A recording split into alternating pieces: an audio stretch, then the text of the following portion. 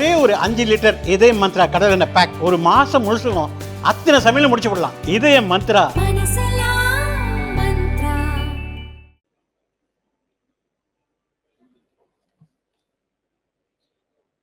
கழக அயலகணியினுடைய மாநில மாவட்ட நிர்வாகிகள் கலந்துரையாடல் கூட்டத்திற்கு தலைமையேற்றிருக்கிற அயலகணியினுடைய செயலாளர், நாடாளுமன்ற உறுப்பினர், பெருமதிப்பிற்குரிய அருமை சகோதரர் MM அப்துல்லா அவர்களே,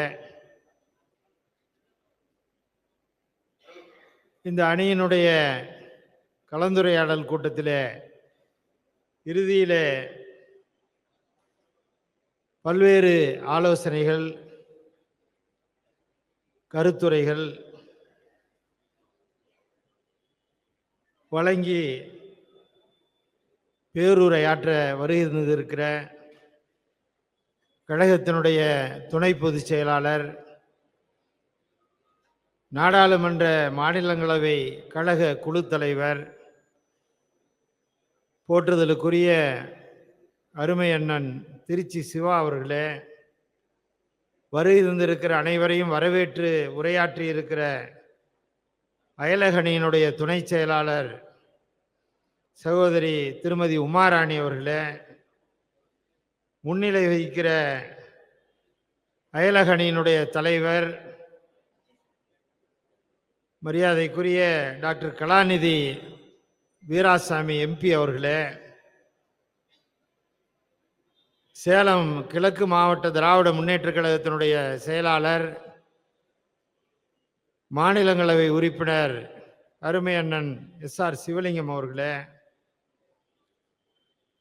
அணியினுடைய இணை மற்றும் துணை செயலாளர்கள்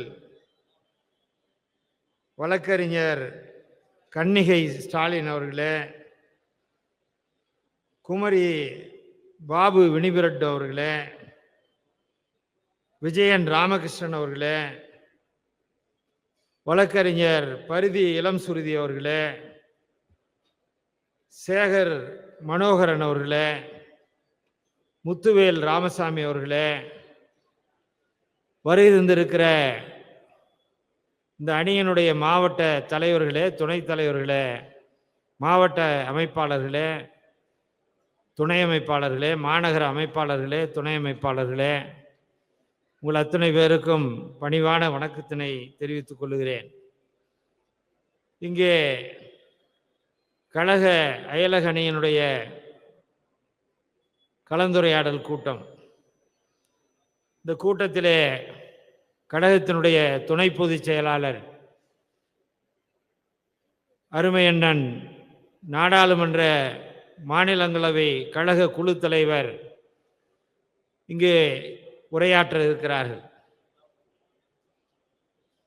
அருமை அண்ணன் திருச்சி சிவா அவர்கள் பொறுத்தவரை இங்கே சிலர் குறிப்பிட்டதைப் போல 50 ஆண்டுகளுக்கு மேலாக இந்த இயக்கத்திலே அர்ப்பணிப்பு உணர்வோடு தலைவர் கலைஞர் வழியிலே நம்முடைய போற்றுதலுக்குரிய கழகத் தலைவர், தமிழ்நாட்டினுடைய மாண்புமிகு முதலமைச்சர், நம்முடைய உயிரணைய தலைவர் அவர்கள் வழியிலே 50 ஆண்டு காலமாக தமிழ்நாட்டிலே பட்டி தொட்டி எல்லாம் நம்முடைய இயக்கத்தினுடைய தலைவரின் குரலாக ஒலித்து வருபவர் நம்முடைய அருமை அண்ணன் சிவா அவர்கள். இங்கே மாவட்ட கழக செயலாளர் அவர்கள் குறிப்பிட்டதைப் போல இங்கே 50 வயதுக்கு குறைவானவர்கள் இருப்பீர்கள், சிலர் மூத்தவர்கள் இருப்பீர்கள். அண்ணன் அவர்கள் 49 ஆண்டுகளுக்கு முன்பு, அப்போதெல்லாம் MISA, maintenance of internal security act என்று அப்போது இருந்த காங்கிரஸ் அரசாங்கம், ஒன்றிய அரசாங்கம் அந்த சட்டத்தை கொண்டு வந்து நம்முடைய இயக்கத்திலே 500க்கும் மேற்பட்ட கழகத்தினுடைய முன்னோடிகள், அதேபோல திராவிடர் கழகத்தினுடைய தலைவர், தமிழர் தலைவர் வீரமணி அவர்கள், அதே போல நம்முடைய தோழமை கட்சிகளில் இருந்த மார்க்சிஸ்ட் கம்யூனிஸ்ட் கட்சி போன்ற பல்வேறு இயக்கங்களில் இருந்த தோழர்கள் எல்லாம் தமிழ்நாட்டிலே சிறையிலே ஓராண்டு காலம் வாடினார்கள். நம்முடைய போற்றுதலுக்குரிய கழகத் தலைவர், நம்முடைய மாண்புமிகு தமிழ்நாட்டினுடைய முதலமைச்சர் அவர்களும், உங்களுக்கு எல்லோருக்குமே தெரியும், ஓராண்டு காலம் சென்னை மத்திய சிறையிலே இந்த நெருக்கடி நிலை என்கிற மிசா சட்டத்திலே ஓராண்டு காலம் இருந்தார்கள். எண்ணற்ற இன்னலுக்கு கொடுமைகளுக்கெல்லாம் ஆளானார் நம்முடைய தமிழ்நாட்டினுடைய முதலமைச்சர் அவர்கள். அதே போல நம்முடைய கழகத்தினுடைய துணை பொதுச் செயலாளர், நாடாளுமன்ற மாநிலங்களவை கழக குழு தலைவர் அருமை அண்ணன் சிவா அவர்கள் ஓராண்டு காலம் திருச்சி சிறையிலே பல்வேறு இன்னல்களுக்கு ஆளாகி இந்த இயக்கத்திலே கொள்கை பிடிப்போடு தந்தை பெரியார், பேரறிஞர் பெருந்தகை அண்ணா, தலைவர் கலைஞர் வகுத்து தந்த பாதையிலே 50 ஆண்டுகளுக்கு மேலாக உழைத்துக் கொண்டிருக்கிறார்கள். இன்றைக்கு பல்வேறு நிலைகளிலே ஒரு சிலர் இந்த இயக்கத்தை விட்டு போனாலும் அருமை அண்ணன் திருச்சி சிவா அவர்களை பொறுத்தவரை இந்த இயக்கம்தான் உயிர் மூச்சு. தலைவர் கலைஞர் தான் என்னுடைய தலைவர்.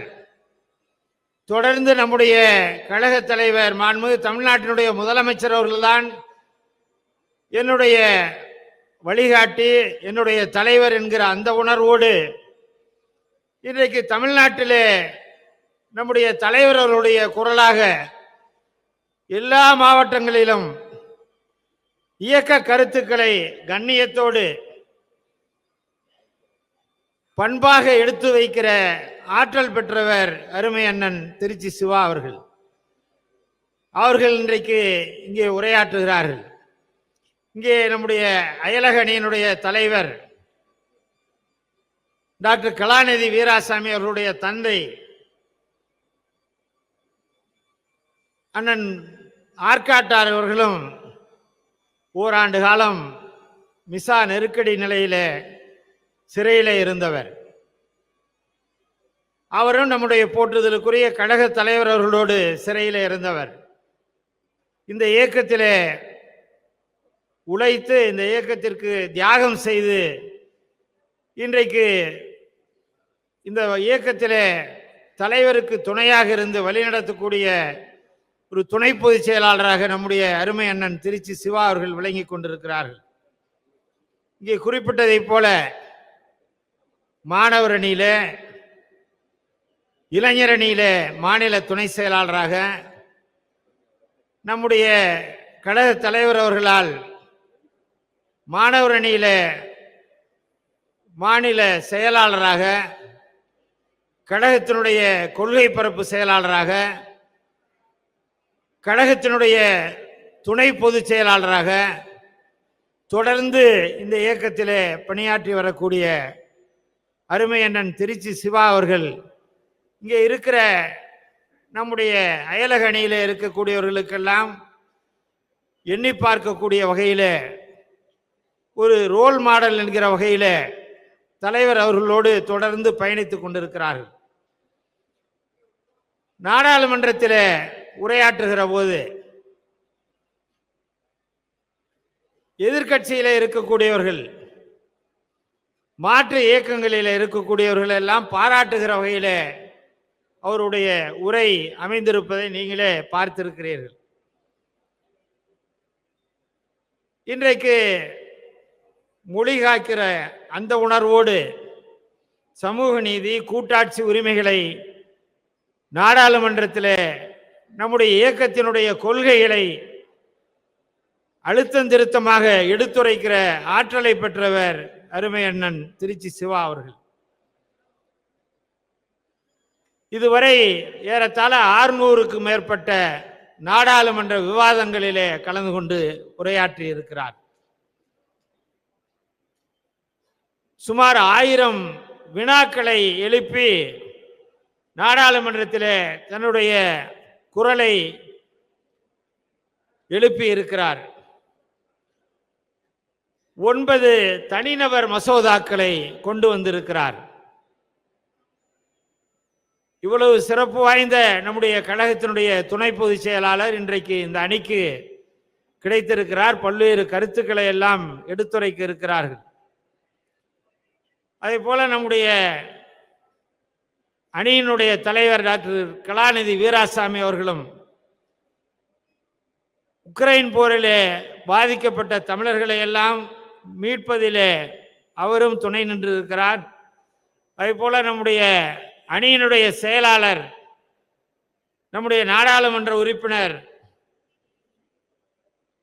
90% அளவிற்கு நாடாளுமன்றத்திலே வருகை பதிவிலே இடம்பெற்றிருக்கிறார். சுமார் 800 வினாக்களை நாடாளுமன்றத்திலே எழுப்பி இருக்கிறார் குறுகிய காலத்திலே. பல்வேறு விவாதங்களிலே கலந்து கொண்டிருக்கிறார். அவரும் ஒரு தனிநபர் மசோதாவை கொண்டு வந்திருக்கிறார். அவர் நாடாளுமன்றத்திலே உரையாற்றுகிற போது, நான் ஒரு முஸ்லிம், ஆனால் இந்த நாட்டின் குடிமகன், எனது தேசபக்தியை யாரும் கேள்விக்குள்ளாக்க முடியாது. நான் தேசபக்தியோடு இருக்கிற ஒரு தமிழன் என்கிற உணர்வோடு அவர் உரையாற்றி இருக்கிறார். எனவே நம்முடைய வருகை தந்திருக்கிற மாவட்ட அமைப்பாளர்கள், மாவட்ட தலைவர்கள், துணைத் தலைவர்கள், மாநகர அமைப்பாளர்கள், துணை அமைப்பாளர்கள் எல்லோரையும் அன்போடு கேட்டுக்கொள்கிறேன். நம்முடைய கழக தலைவர் தமிழ்நாட்டுடைய முதலமைச்சர் அவர்களும், நம்முடைய மாண்புமிகு துணை முதலமைச்சர் இளம் தலைவர் அவர்களும் இன்றைக்கு தமிழ்நாட்டிலே ஓரணியில் தமிழ்நாடு என்கிற உணர்வோடு தமிழர்களை எல்லாம் ஒன்றிணைத்து ஒன்றியத்திலே இருக்கிற பாசிச பாரதிய ஜனதாவை முறியடித்திட வேண்டும், அவர்களுக்கு ஊதுகுழலாக கூஜா தூக்குகிற, லாவணி பாடுகிற அதிமுகவையும் விரட்டி அடித்திட வேண்டும் என்கிற உணர்வோடு இன்றைக்கு ஒவ்வொரு மாவட்டத்திலேயும் சிறப்பான எழுச்சி உரையை நிகழ்த்தி வருகிறார்கள். அவர்களுக்கு அவர்களுடைய எண்ணத்திற்கு செயல் வடிவம் கொடுக்கிற கழக துணை பொதுச் செயலாளராக நம்முடைய நாடாளுமன்ற மாநிலங்களவை குழு தலைவர் அருமை அண்ணன் சிவா அவர்கள் பணியாற்றி வருகிறார்கள். எனவே அவருடைய உரையை நீங்கள் கேட்டு எதிர்காலத்திலே 2026 இந்த அணியிலே இருக்கிற நிர்வாகிகள் எல்லாம் உங்களுடைய முழுமையான உழைப்பையும் தந்து ஒவ்வொருவரும் இந்த இயக்கத்திற்கு உழைத்தோம், 2026 மீண்டும் திராவிட முன்னேற்ற கழக ஆட்சி அமையப்பெற்றது என்கிற அந்த உணர்வோடு நீங்கள் எல்லாம் அர்ப்பணிப்பு உணர்வோடு உழைத்திட வேண்டும் என்று உங்களை எல்லாம் அன்போடு கேட்டு நிறைவு செய்கிறேன். நன்றி, வணக்கம்.